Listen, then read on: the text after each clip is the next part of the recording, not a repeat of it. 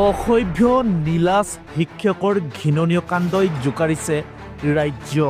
তাৰে পিছফালৰ পৰা মদ খাই আহিছিলে, তাৰ বুকুত হাত দিছে আৰু বিদ্যালয়ৰ ভিতৰত মদ খাই ছাত্ৰীক যৌন নিৰ্যাতন লম্পট শিক্ষকৰ।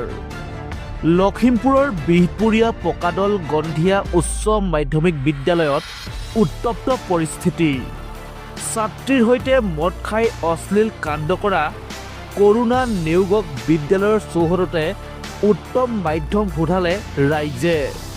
দীৰ্ঘদিন ধৰি ছাত্ৰীৰ সৈতে অনৈতিক কাণ্ড কৰি অহাৰ ভয়ংকৰ অভিযোগ লম্পট শিক্ষক কৰোণা নেওগৰ বিৰুদ্ধে। ছাৰে আমাৰ লগত বেয়া ব্যৱহাৰ কৰিছে। ছাৰ আমি মানে এজনী ছোৱালীৰ মানে দুখ পাইছিলে, অকণ ফুলি গৈছিলে হাতখন, তেতিয়া আমি আনিছোঁ অফিচত মানে মলম লগাই দিবলৈ। ছাৰে পিছফালৰ পৰা মদ খাই আহিছিলে। কৰোণা ছাৰ মোক ধৰি লোৱাৰ পাছত আকৌ গ'ল অফিচত, ক'লে মোক মলমটো দিয়াচোন। তেনেহ'লে ছাৰে দিলে। তেতিয়া কি হ'ল, মোক কৈছে তোৰো ক'ৰবাত বিষ হৈছে? মই কৈছোঁ নাই হোৱা।